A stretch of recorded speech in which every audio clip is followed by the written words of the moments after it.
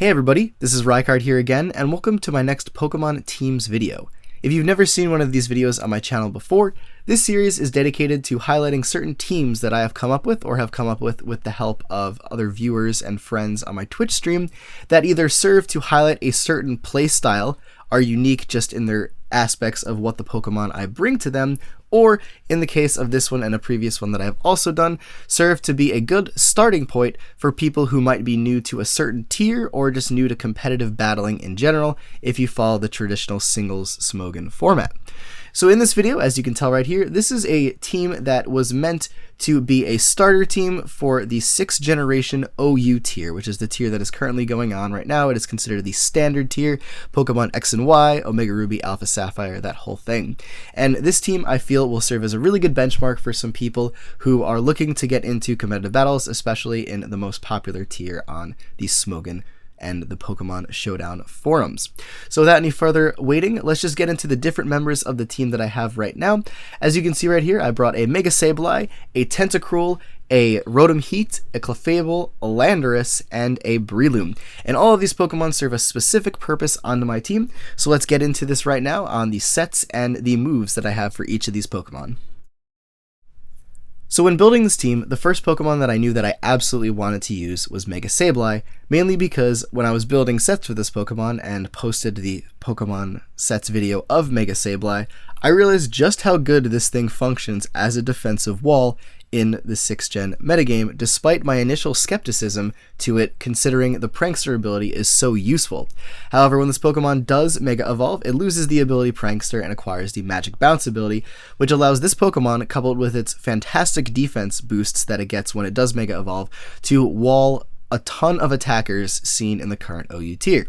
So as you can see from the set right here, the one I am running is a specially defensive one. I have a Careful Nature on there to increase my special defense but lower my special attack, 240 HP EVs, 252 special defense EVs to max that out, and then 16 speed EVs just to make Mega Sableye a little bit faster so that it doesn't risk speed ties with other Mega Sableye as well as other things that might be in the same speed tier as Mega Sableye, such as Ferrothorn. And obviously the item for the set is going to be Sablenite because it needs to Mega Evolve somehow, and this is the only way I can do it. As for the moves, I decided to settle for a fully defensive set. I'm not running a boosting one on this, even though it could work either way on my team, but I have found the most success using this defensive set of Will-O-Wisp to burn physical attackers and special attackers if they just so happen to be the ones to take the Will-O-Wisp, but obviously you want to cripple physical attackers with the burn. Foul Play as a good way to do significant damage to pretty much anything on my opponent's side of the field that has a decent physical attack stat and isn't resisting it. Knockoff as a way to not only deal really good damage, but also take away any item that my opponent might have on their side of the field, obviously barring a Mega Stone, which can't be knocked off. And then lastly, Recover to allow Mega Sableye to recover its health and stay healthy for a large portion of the battle. Now overall, this Pokemon has been possibly the MVP of my team. It does the most work out of everything on it. It just is able to wall so many things, and in fact there are plenty of things that can not even touch it, such as a standard Chansey, Ferrothorn, and many others because they lack an attacking move to hurt it and they can't status it because of Magic Bounce. So this Pokemon is absolutely amazing and one of the main things that I wanted to use on this team, so I kind of centered the initial team building process around using a Mega Sableye. So after picking Mega Sableye, I wanted something else on this team that is able to support it defensively, and since Mega Sableye's only weakness is to Fairy type attacks, I wanted either a Steel, a Poison, or a Fire type to bring along to help support it from a defensive standpoint. Now initially I had Skarmory in this move slot, but because Skarmory doesn't necessarily threaten Fairy types, it merely just takes attacks from them, I eventually settled on using Tentacruel because they typically, along with resisting their stab Fairy type moves with its poison typing, also have a powerful poison type stab attack to fire off back at them in order to deal a lot of damage. And one of the main great things about Tentacruel especially is that it is able to pretty much most of the time handle Calm Mind Clefable, which is such a commonly used Pokemon. And the reason for this is because Tentacruel has a lot of ways of removing stats from Pokemon that have acquired them. So the first thing though that you're going to note is I am also using a specially defensive spread on the Tentacruel. This is a Calm Nature to increase its special defense but lower its physical attack. I'm using the Liquid Ooze ability here, which actually helps a lot against Subseeders and Pokemon that use moves like Drain Punch and stuff like that, like Conkeldurr, and Leech Seeders in general, not necessarily even Subseeders, such as Venusaur and Giga Drain and stuff like that. Tentacruel is a great matchup in both of those situations. As for the EVs, I'm running 212 HP EVs, 252 special defense EVs to max that out, and then 44 speed EVs. And the reason for these speed EVs are so that Tentacruel can be even faster than most Pokemon that try to beat the 100 speed tier. This pretty much guarantees that Pokemon like Gliscor or Heatran that try to speed creep over the 100 will never ever outspeed Tentacruel unless they put a crap ton of EVs in their speed, which in turn will then weaken them from a defensive or offensive point. So either way, I felt like this is a really good idea to put a bunch of speed EVs in the Tentacruel, and I have never had any issues with speed ties or things outspeeding it that shouldn't. As to the item though, I am running Black Sludge here, obviously to act as a way to recover health every turn. And then for the moves, Scald and Sludge Bomb are going to be your main stab attacks here. Scald obviously also has that additional chance to inflict burns, and Sludge Bomb also has that additional chance to inflict poison on something. And then along with this, I also was kind of toying around with two different moves, Acid Spray and Haze. While Acid Spray from an offensive standpoint is good because it lowers your opponent's special defense by 2 stages and then could allow maybe Tentacruel or something else on my team to revenge kill easily or switch out into that to do a lot of damage. Haze also serves as a way to completely nullify any stat boosts my opponent might have acquired that I could just get rid of. And I've used both of these moves and have had a lot of success with both. I'm not really set on one being better than the other at this point, so both are really great options that I've used, so I put both up here. And for the last move slot here, I put Rapid Spin as a way to get rid of hazards, just in case Mega Sableye is unable to prevent them from being set up. So this is a second way to get rid of hazards on my side of the field to make it so that my Pokemon don't take any extra residual damage throughout. Up next, once I was settled on using the Tentacruel for the team, I wanted to pick another Pokemon that could also support that from a defensive standpoint. So I eventually settled on Rotomheat to do the job, because personally this is my favorite form of Rotom, and also it matches up pretty well against a lot of things in the OU tier, such as Scizor, Mega Manectric, Magnezone, and also Talonflame. And the set that I'm using for this Rotomheat is a kind of mixed defensive spread that I use very often for most of the forms of Rotom, actually, that I feel works out really well. So we're going to start with a Calm Nature here to increase its special defense and lower its physical attack. And for the EVs, we're going to put 240 into the HP, 100 into the defense, 120 into its special defense, and 48 into its speed to give it some pretty good bulk from both the physical and special side, and also make it quite a bit faster to allow it to potentially outspeed an uninvested Landorus Therian, which has a base of 91 speed, and with the 48 speed EVs, you will actually outspeed base 91 speed Pokemon, as well as any other Rotoms that you are matched up against that you predict to not be Scarfed or have a lot of speed investment. And generally, if I am matched up against the other form of Rotom that you commonly see, which is Rotom Wash, I usually am able to safely go for an attack on it because I know I have so much speed investment that I will be able to typically outspeed and safely either switch out with the Volt Switch or just kill it from the range it's at, status it, do whatever. There's a lot of options that I get in this situation because I know I'm going to be faster, and that helps out a lot more than you might even think. But as for the item, I'm going to be running Leftovers on this set to allow you to recover HP. And for the moves, I'm going to be running a pretty standard Rotomheat set here. So we have Will-O-Wisp to add burn damage onto things that Rotomheat might be matched up against, Overheat to be just a really strong fire type move, Volt Switch to be a strong electric type move that also gives you switch initiative, and then Pain Split to allow this Pokemon to recover health. And one really great thing about using Rotomheat is that it's actually a lot more safe to use it when you take into account that I'm using a Mega Sableye, which has Magic Bounce to reflect rocks, and also a Tentacruel, which has Rapid Spin to get rid of rocks. So the rock weakness that Rotomheat is usually plagued with in whatever tier it's matched up in. I think it's UU right now, but the one that it usually has is going to more often than not be an issue because you have so many ways of either preventing hazards or getting rid of them. And this Pokemon has proved to be an amazing support for my team and really useful in allowing me to gain a jump on my opponent if I'm able to Volt Switch on a predicted switch into another Pokemon.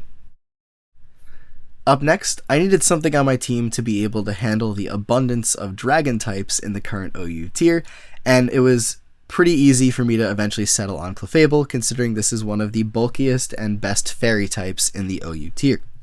So the set I am running is pretty standard on this Clefable. It's just a max defensive set with a bold nature to increase its physical defense and lower its physical attack.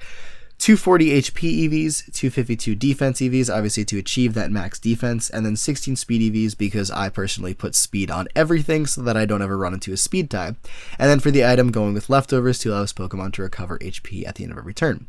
Now the ability that I'm choosing here is actually Unaware, and for the longest time I was running Magic Guard on this Pokemon until I realized just how useful Unaware is at putting a stop to Pokemon that are trying to set up on you. So Unaware is fantastic for that reason because it makes it so that you ignore any stat boost that your opponent has acquired. And this is especially useful against Pokemon such as Bellydrum Azumarill, which initially was giving my team a lot of problems because it kept just setting up and sweeping, but with Unaware, you ignore its +6 attack after the Bellydrum and wall it just like any other physical attacker. And this has proven useful for a variety of setup sweepers that you see in the tier. Clefable is just fantastic at putting a stop to setup sweeps by just being bulky in itself and not caring about any stat boosts that have been acquired.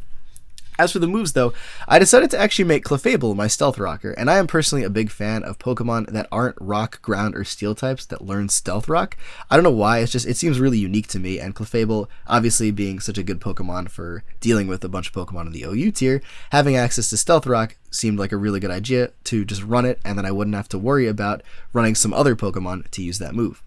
But along with this, I am going to be using Moonblast to allow this Pokemon to have just a really powerful stab fairy type move. And then for the third move slot, I actually used 3 different things in my testing of this team. I put all 3 up here to just show you that there's a lot of options here. So I went with Knockoff first to allow this Pokemon to get rid of items, which is always really good, Fire Blast as a way to deal with Steel types a little bit better, and also Calm Mind as a way to allow Clefable to set up. And both of these, or all 3 of these, have proven to be very useful. Personally though, I feel like Fire Blast is the superior option here, but that is only if you feel like your prediction skills are really good, because typically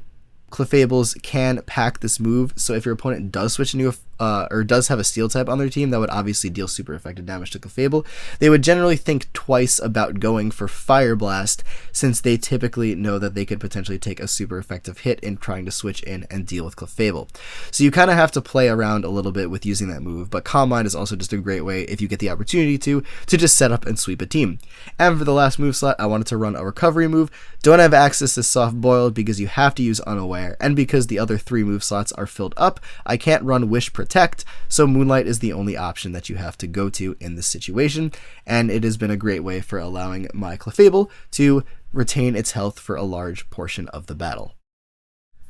Up next, after looking at my team and realizing that it was pretty solid from a defensive standpoint, I wanted to bring some offense to this team. So I eventually settled on using Landorus to do the job, mainly because of its unique base 101 speed stat, which allows it to outspeed Pokemon that are base 100 speed with no trouble at all.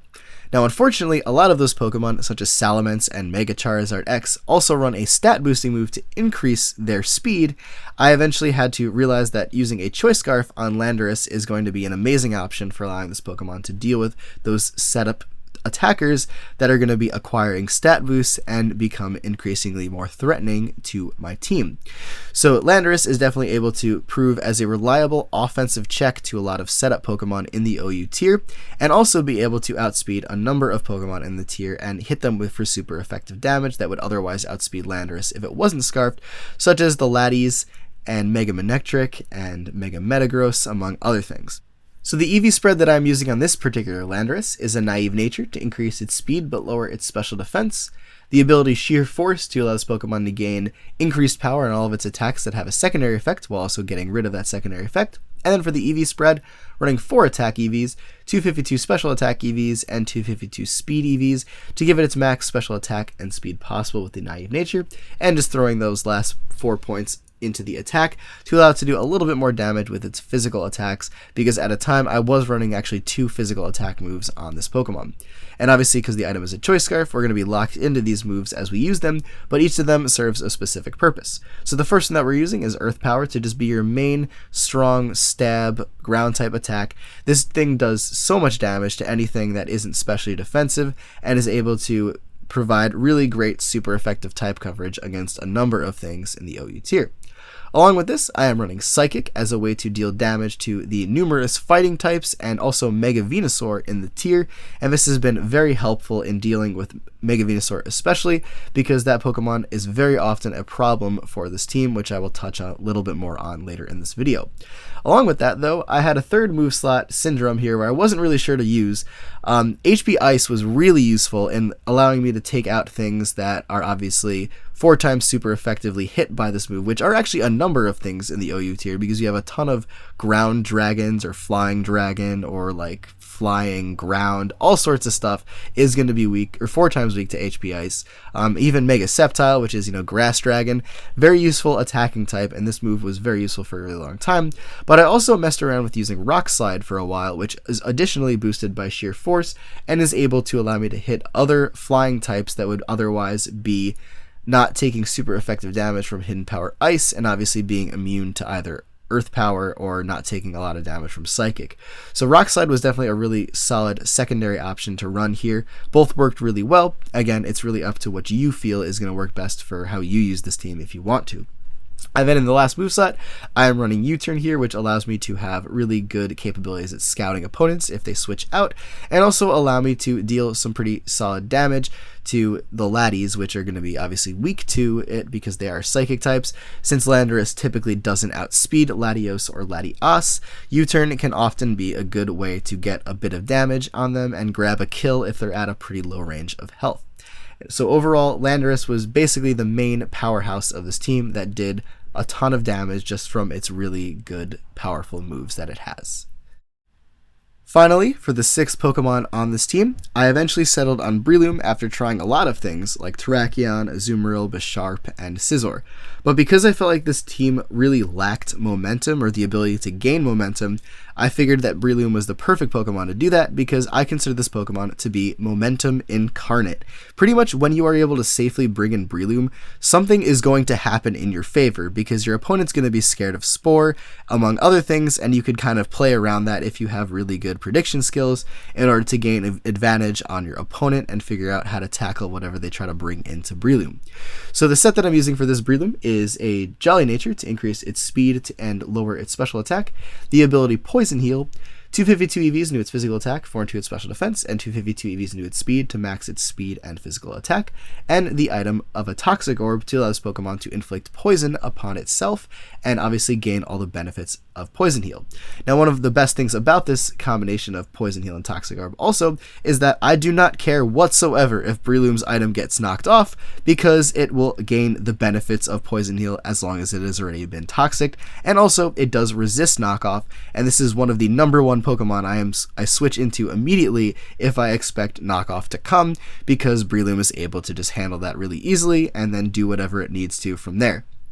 As for the moves, this is actually a subseeding set that was shown to me by a friend of mine. So it starts off with Spore as its main move to obviously put something to sleep, or at least threaten to put something to sleep, which is something that this Pokemon really benefits from. Your opponent is always afraid of being put to sleep, so you can take advantage of that, mainly through the use of the move Substitute. Now, these two moves in combination with each other allow Breloom to be very unpredictable and often give you plenty of opportunity to get an advantage on your opponent. And this is even more so amplified by the fact that I am using Leech Seed for this set to allow you to not only cripple attackers by taking away a little bit of their health at the end of every turn, but also allow Breloom to potentially force switches on things that have been Leech Seeded, since it is going to slowly take away your opponent's health. And forcing switches is what Breloom pretty much does best, which is why I love using it so much. So these 3 moves just serve as a really good basis for allow Breloom to kind of allow you to gain an advantage on your opponent. And then the last move is going to be Drain Punch here, because this is another great move to allow Breloom to recover HP, even more so than it's getting from Poison Heal and Leech Seed. So it's going to be pretty much at full health the majority of the time, which is really awesome, and also just serve as a really powerful fighting type move that you can take advantage of. Now, unfortunately, with every team is its weaknesses, so I figured I would take a second to just mention a few of these things and talk about how I would maybe go about handling them. But the first one is Excadrill, specifically Adamant Excadrill, which just does a lot of damage to everything on my team and makes it very difficult to switch in on, because obviously Tentacruel doesn't want to take an Earthquake. Mega Sableye, since it's especially defensive, does not want to take an Earthquake from that either, as that would do probably enough to 2-hit KO it. Clefable obviously doesn't want to take an Iron Head, and Rotom, even though it is Levitate, is completely nullified by Mold Breaker. Breloom doesn't take a lot, or doesn't want to take an Iron Head, and also Landorus doesn't want to take a hit from it either. However, because Landorus does have some good natural bulk, it's able to take an Iron Head at about 50% per hit. So if you do have to switch in something, Landorus can at least take it and then threaten it out. But typically Excadrill is something you have to revenge kill. As for Manaphy, this thing is just really difficult to take down regardless. The combination of hydration and rest is just too good, especially in the rain, and the Tail Glow sets, and pretty much any set that Manaphy runs is typically an issue for this team, unfortunately. And the thing to also note about it is, even though you might be thinking like Tail Glow isn't a big deal because I have unaware Clefable, well, when something has set up Rain, Moonlight recovers less HP, and because I'm not running Magic Guard, I have to worry about burns from Scald, among other things, so that's something to keep in mind. Mega Venusaur is also just a really bulky Pokemon that is difficult to take down. While Tentacruel, I feel, wins the one-on-one matchup, it's not going to happen because your opponent will just switch out more often than not. So you typically have to try and wear down the team before you're really able to take care of Venusaur unless your opponent misplays. And I know I mentioned this before, but the reason why I do pack Psychic on the Landorus is specifically for Mega Venusaur and the other fighting types, which help take it down a little bit easier. But typically you're going to want to get a burn on it and then try and wear it down throughout the course of the battle. Mega Gardevoir is also a really big issue because the one thing on my team that I have to specifically resist fairy type moves, which is the Tentacruel, takes super effective damage from Mega Gardevoir's Psyshock. So that is also a really big issue. Again, you can outspeed it with Landorus to try and revenge kill, but it is typically going to be something that is difficult to handle, as well as other offensive fairy types such as Diancie and other things like that. So those are things to keep in mind when using this team, but overall it's a really solid team to cover most of the bases that you're going to be using or running into in the OU tier to get you a good head start at the competition and learning the different things in the metagame. But anyways, everybody, that is it for this video. So I posted a paste bin of this team to use on Pokemon Showdown that you can just copy and paste and use there, as well as a couple of sample matches in the description, so check those out to see how I play around with the team, and I'm looking forward to hear your comments on this team, because I personally have enjoyed it a lot, and I hope that you enjoy it as well. So thank you everybody for watching, and as always, take care, goodbye, and I will see you all next time.